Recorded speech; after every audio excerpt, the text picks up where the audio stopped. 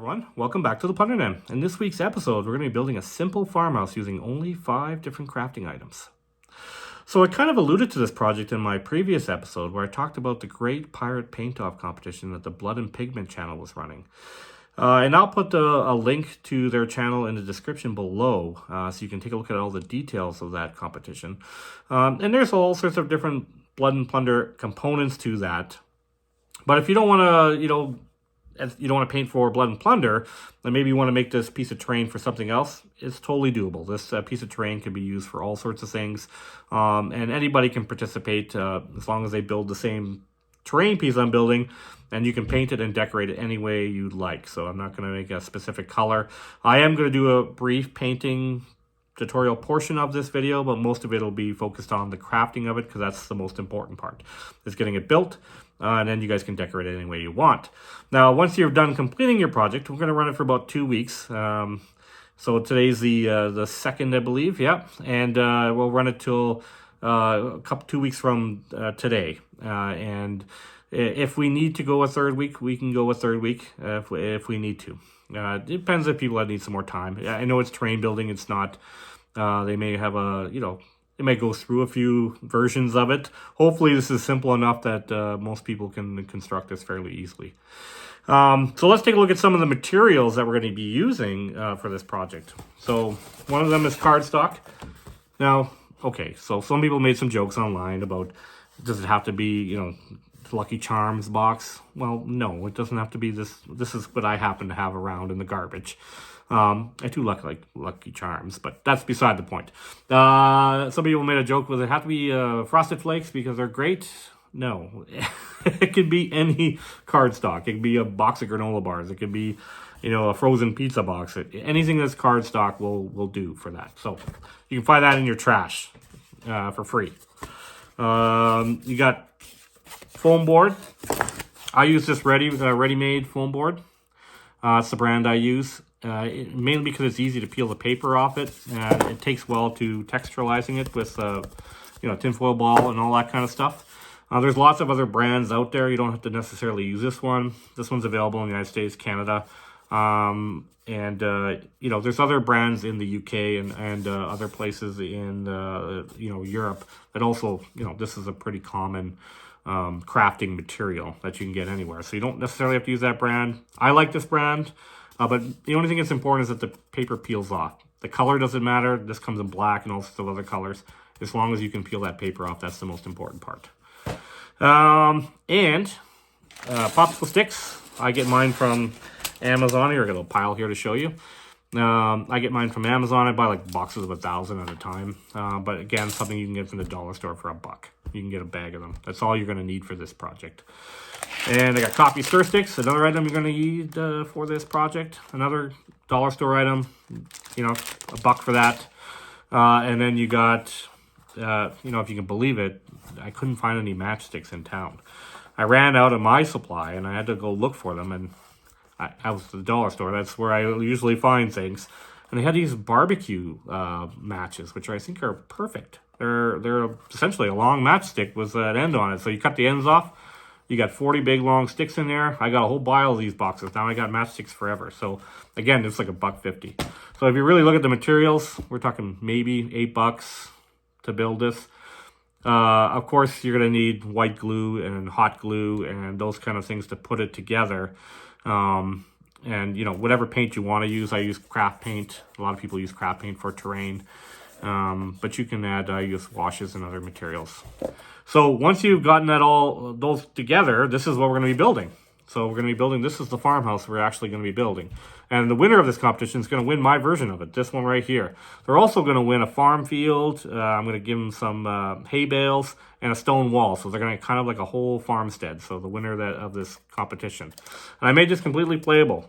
So you could use this piece of terrain for Dungeons and Dragons. You can use it for Warhammer. You could use it for Blood Plunder, bolt action, you name it, this could be used for. So kind of getting everybody involved and having a fun time doing this terrain flash challenge, that I'm going to call it. Flash challenge, terrain flash challenge. And build this together. So I'm going to build that on the channel. And again, just copy that. and paint it any which way you like. And just make sure you post those pictures on my Instagram or, well, on your Instagram, but link me to it. Same as your Facebook. I have or you can go right to my the Plunder Den on Facebook. I have my own channel there. Click it in there. There should be a link to all of them in my YouTube channel on the top there. And on the top bar, there's links to all my different things there. You just attach my name to it, and I'll see it. Or say it's for the Great Pirate Paint Off, and I'll know what it's about. And then we can judge on that. So I got a couple of weeks to build that terrain and put that together. All right, so that's pretty much it. If everybody likes what we're doing here in the Plunder Den, make sure you smash that like button and consider subscribing to the Plunder Den and get first-hand information when I start these kind of projects. All right, everyone, let's get down to the table. Let's start crafting and let's start painting.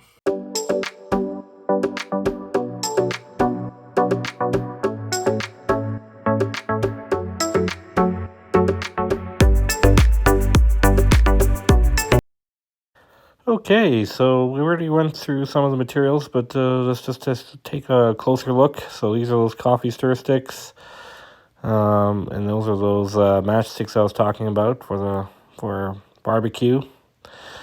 There's the dollar store foam board. I already showed you the label in the intro, but there's a close-up of it. The ready board. And then this is the brand popsicle sticks that I get from Amazon. Just bulk, 1,000 in there. Gets you going for a while. I've gone through a couple of bucks actually in my crafting days. And cardstock that we talked about. So those are the things that we're going to be using. So we start off with the dollar store foam board here and really just measuring it out. So the base, I decided to do 5 by 5 perfect square. 5 inches by 5 inches, and the walls are 2.5 inches tall. So I'm gonna kind of just use my mini to see that's a good height for a roof. I didn't want to make them too tall, but make it tall enough. So then I did the pencil marks of where those walls are gonna sit once I glue it, and I just measure the distance between the two, and that's what I determine are the other walls. So 2 of the walls have a peak for the roof, and 2 of them are just straight pieces. So that's what I'm illustrating here. So you need 2 of the ones with the peaks on the 2 ends, and then 2 of the flat pieces. And I just cut this out with a OFA box cutter and my my metal ruler here. And to measure out those peaks, just find the center. And I usually go up 2 inches high. From the top there, and that's what how tall that peak is.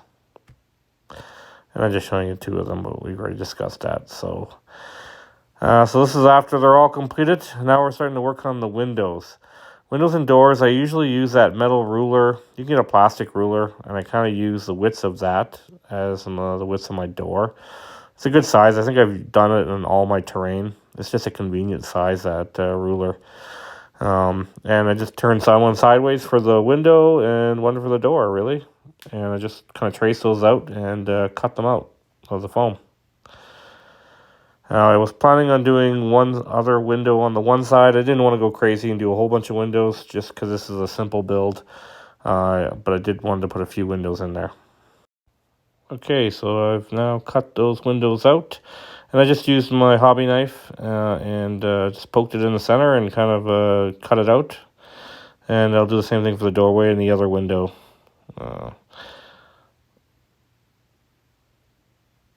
So this is after I've completed that. Now I pulled the paper off both sides here, as you can see. And just illustrating that I'm going to peel that paper off, and then I'm going to use a tinfoil ball. And I put texture on both sides of them.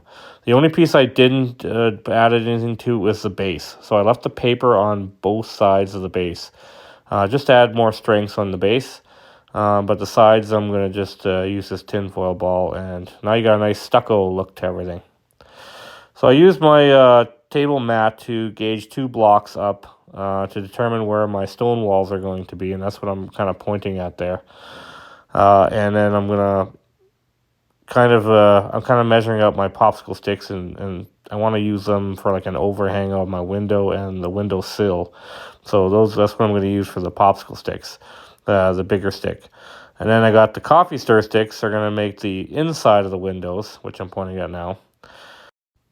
And then we got the matchsticks, and we're going to use those for the inside of the windows, kind of the inside frame of the window, the smallest of the 3 pieces of wood that I'm going to be using here.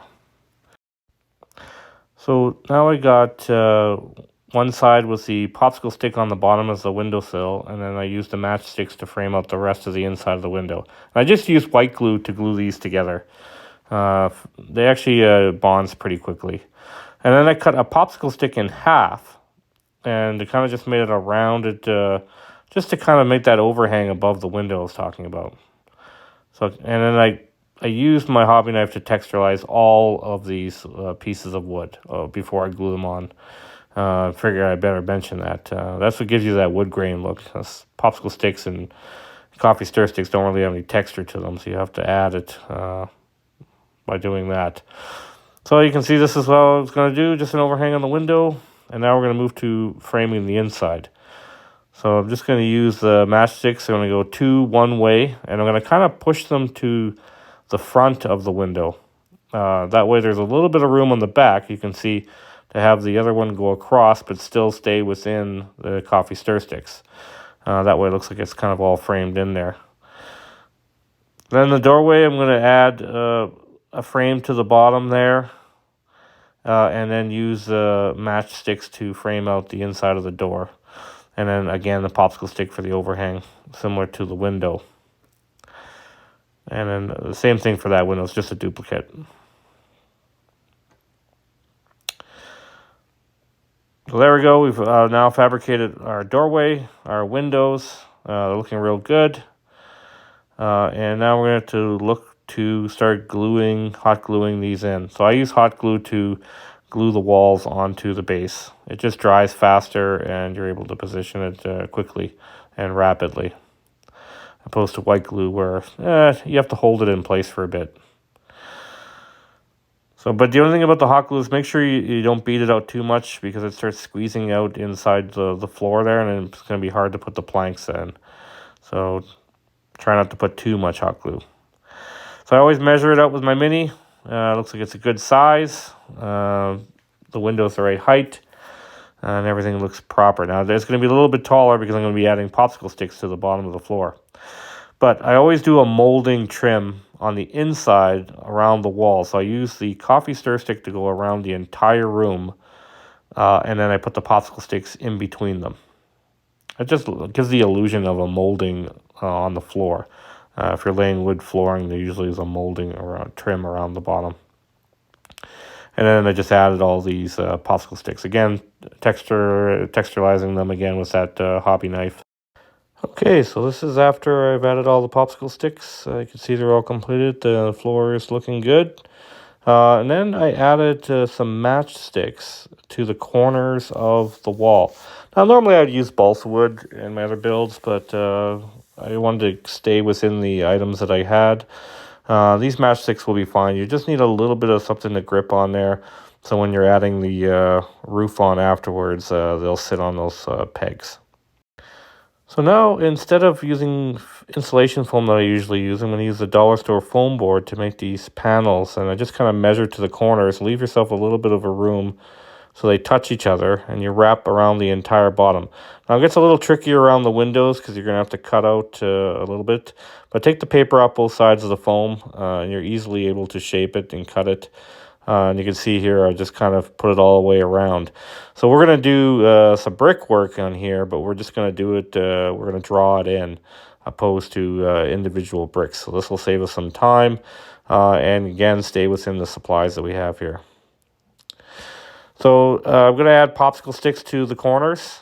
Now, for one thing, it hides the corners that are there, but it also adds strength to your piece when you have all these walls. And you would have that on a Tudor style building. They would have these wooden planks on the corner, so it's also a decorative thing. So I'm just showing you them are all completed. I added popsicle sticks to the top as well, and now we're going to move into the finer details. using matchsticks. So this is kind of really sells that Tudor style look. They have the a checkerboard pattern on it.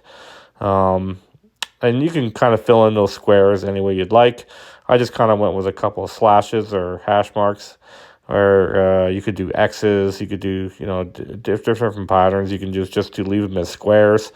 There's lots of different options in that style of building.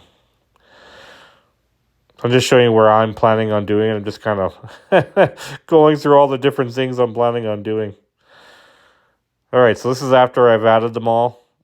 You can see this is kind of the pattern I made. Again, you can do any pattern you'd like, but that's the one I went with. So then I got, this is just a dowel that's dull on the other end. You don't want to use a very sharp tool because it'll actually tear your foam. But I just use this dowel and I just kind of draw in my bricks. Usually I put the bigger bricks on the bottom and then I make a couple smaller bricks on top. Now once I kind of basically outline it, I come back with a pencil and really darken it and deepen the grooves. This will give you the illusion of bricks. I know it doesn't look like much now, but once we add all the other ones on there, it won't look as apparent. So you can see I'm just kind of making a bunch of smaller bricks on there. And I haven't used a tinfoil ball yet. So usually I put all the brick pattern on first, and then I go with the tinfoil on top and give it a little bit of a texture. So this is after it's done. It's not bad. I still prefer putting individual bricks, but again, staying within the supplies we have. This is another fast way and effective way of doing stonework on your buildings. So now we're going to work on a door. So really I just got a bunch of matchsticks, lined them up there to see how wide it looks like it perfectly fits the 5 matchsticks. They're going to fit in that doorway perfectly. So I just measured out the height, cut them out. I'm actually going to glue them to each other with white glue, and then I'm going to glue those 2 frames. And really, actually, that's just the matchstick again, but I cut the matchstick in half, and I used them as a kind of like a framing on the door. And then I also moved to making a doorknob too as well, and I just cut a small portion of one of those half-cut matchsticks and kind of just sanded it a little bit just to give it a little bit of a rounder shape. And then I added 2 more frames on the backside. Now you can see I didn't put them right to the edges on the backside because it's just kind of snugly fit into the door. Kind of also supports the doorway too, right? So then your door fits in nice. That's all done. There's the backside just so you see what it looks like from both sides. And now we're going to move to the roof. So this is just dollar store foam board, and I've texturized it on the one side. Leave the one side with the paper on. The inside is going to be with the texture on it. And I added a little notch, or I cut an angle to the bottom of it so it sits nice on those posts that we put in there with those matchstick posts. And you want to measure in between the 2 walls. You want to not have it overhanging, but inside the walls themselves. Mainly, we're going to do that because the shingles are actually what's going to hold it all up, the roof. They're going to overlap those roof pieces, and that's what's going to hold the roof on there when you put it on.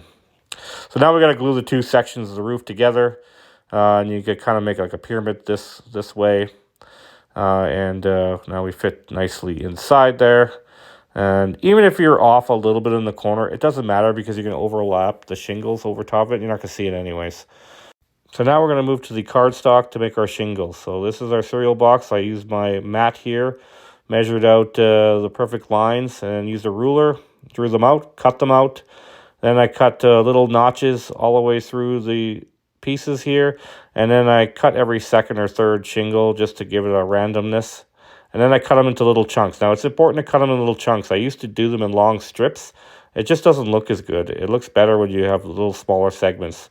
So this is kind of partially as I'm doing it. You see how I'm overlapping the shingles? That's going to give you that extra support. So when you put the roof on there, it sits nicely on there. It doesn't fall through.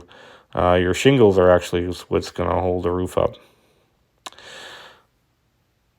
So we're just going to complete this both sides, doing the same way. I always start from the bottom and work your way up. Don't ever start from the top. It won't work very well. So then I go back, use that little dowel of mine that I use to trace things, and I just bend the cardstock over it.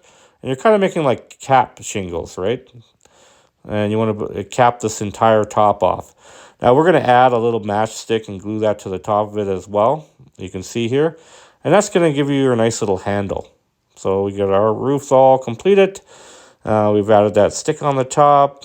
And pretty well this entire house is fabricated now. So then you added that little matchstick. See, it's easy to pull it off. And there's your interior. And this is fabricated. Now from this point you could go on and do any way you want to paint it. And if you want to keep watching, I'm just going to show you some basic things that I'm going to do for the paint job. I'm going to use black craft paint to prime it all, as I always do. Now the black craft paint does give it a lot of strengths. If you want to go ahead and do a Mod Podge mixture, whatever you want to do, that's up to you. I prefer just black craft paint, works just fine. So then I move into my usual undertones, real brown. We're going to cover this entire piece with that. Just kind of dry brush it on. And then I move to the bark brown. Now, if you want to watch a more in-depth video, I do have a weathering building painting tutorial on the channel here. And that'll give you all the techniques and more the brush strokes of what I do. This is just more of an overview of the colors that I've used to paint this. So that's that bark brown I was talking about. So it's kind of just a lighter brown. So we're just adding layers upon layers, as I always do, to just kind of add depth to things. And then we're going to move to the Pablo, which is a nice bright orange color. It gives you a nice little highlight on everything. And you can see how it gives you a good undertone in your stonework too as well, having all those colors underneath as well. Same with the flooring. So then I got camel. This is usually what I use for the stone walls, and use it for the stonework on the bottom. So we're just going to add a little. I added a little bit to the door. I dry brushed it very thinly on the door just to give it a little more weathering on the main entrance door. So you can see this is after I've done. You see I put a little weathering on that door. I've added it to the stonework on the bottom. I'm going to paint the outside of the building kind of a yellow color, so I'm not going to paint that stone. But the inside, I like to have this like old rustic stone wall. It looks like they haven't really got any paint on it. Kind of gives it a... I don't think they would have put too much paint in an old farmhouse. It would have just been like stonework like that. So I like to keep it that way. So this is skeleton bone, desert yellow, mummy robe, and necrotic flesh. These are the... miniature paints that I use to create my stone. Now, I do have a tutorial on how to use just craft paint to make a realistic stone, and that's on there as well. You can watch and see how I apply that to create real stone. So on here is a bunch of speed paints I'm using, just grays and dark wood, grim black, hardened leather, and just kind of give some aged wood look. And these are the walls. I'm going to do this basilic yellow and desert yellow, and just kind of add it in there to just give a highlighted yellow color. I just decided to go yellow. I mean, again, I was actually contemplating to go green originally, but I changed my mind. I know when it was yellow. Oh well, you keep changing it whatever way I want to go. Then I moved to a little bit of yellow ochre, some grim black. These are some of the greens: army green, commando green, some contrast paints, skeleton horde, Agrax earth shader. And that's just kind of adding grunge to everything, dirtying it up, giving it that real weathered look. I kind of just use streaks with my brush on the roof to give it an illusion of kind of some texture to the shingles and just mud and stuff falling down it. So I really added a lot of that in there. Inside, I kind of colored some of the planks different colors. You see I've added some of that green. I added a little bit of the camel color, desert yellow, and the yellow ochre. Just kind of giving all sorts of different colors in there. And I just wanted a multi-floor. I kind of like that look. I've been doing it a lot with my builds lately. All right, let's take a look at the farmhouse in action here. We got some braves attacking this farmstead. and we got some frontier warriors here defending it. Now, the stone walls that are here are not exactly the ones that I'll be sending out. They'll be exactly the same. I'm just making another set. And then we got a farm field, the hay bale, and the farmhouse. They're going to get the winner of this competition is going to win all those items I'm going to send out. All right, that's a wrap on this project. I hope you guys enjoyed this simple farmhouse. All right, thanks so much, everybody, for watching, and I will see you in the next one.